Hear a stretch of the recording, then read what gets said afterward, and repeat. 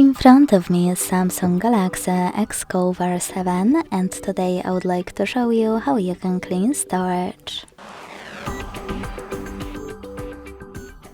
Begin by launching Play Store and getting free app called Files by Google. When your app is ready, open it. Now to use it, select Continue.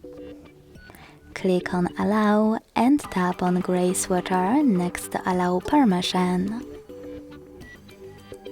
Then select Clean at the bottom left corner and click on Clean under Junk Files. Lastly, to clean your storage, select Clean in the pop-up.